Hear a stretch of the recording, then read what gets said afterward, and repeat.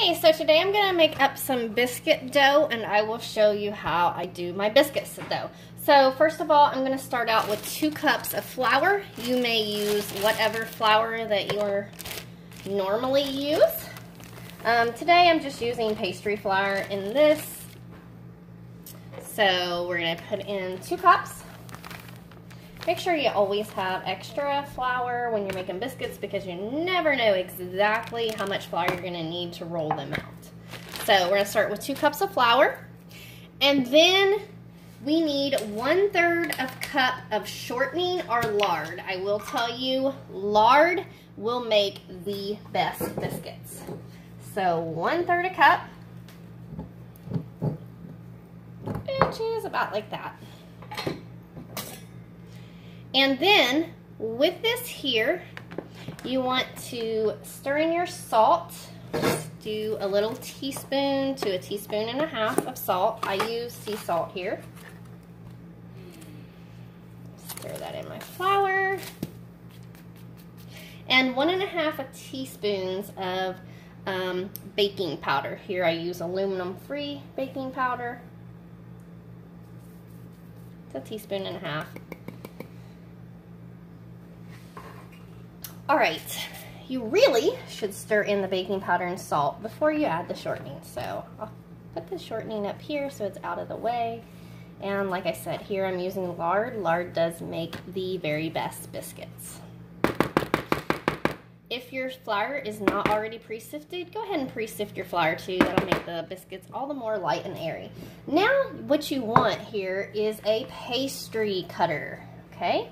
If you don't have one of these, use 2 butter knives and just cut that shortening or lard into the flour. And you want to keep cutting it until you get like pea-sized clumps in your flour. Okay? Just keep cutting it in there. I'll take sometimes the lard gets up on there, and so I just take the spoon or spatula, get it back down in there, and just keep working this until you get those little clumpiness. This will help make your biscuits nice and fluffy. You do not want to overmix your dough once we add in the milk. That's the biggest mistake with biscuits. You want to only mix them until the stuff is incorporated. Do not overmix them. So see how now the texture of this is? We have nice clumpiness in it. That's what you want when you're mixing your lard or shortening into your biscuit dough. Looks just like that. Now into here, what you're gonna do, you're gonna add about, not quite, a cup of buttermilk. If you don't have buttermilk, just use regular milk. And then add just a tiny bit of vinegar or lemon juice, and that will make the milk clabber.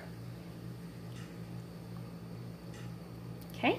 Into this, I also add 1/4 a teaspoon of baking soda. This is really gonna help your biscuits to rise, okay? This is what my secret is. Just about a 1/4 teaspoon. It's pretty forgiving. I'm gonna mix this up here before I pour it into my flour mixture. All at one time. Like I said, the biggest deal with biscuits is only mix until it We all make biscuits. Oh. As you can see here, it's super runny, so add a little bit more flour. It really can depend upon your flour. You do not want to over mix again. See how I'm not just like stirring it up, I'm literally just like flipping it around. So I added about a 1/2 cup more flour there. Okay, this is exactly what you want. You want the dough to look like that.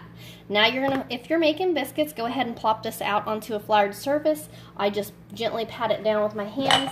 Again, making sure I don't touch it, only touch it as much as I absolutely have to. Here, I'm gonna actually make a meat pie, so I'm just gonna put my dough into I'm gonna take half the dough, and I'm going to pat it out into this pan, because like I said, I'm making a meat pie. If you have to touch the dough, you wanna grease your hands a little bit, and pat it out. But I hope that was helpful in mixing your biscuit dough. You want to make sure that you touch it as least as possible. But you all have a blessed day. If you're making biscuits, go ahead and put this into a preheated 450-degree oven. Biscuits like a nice hot oven to go into.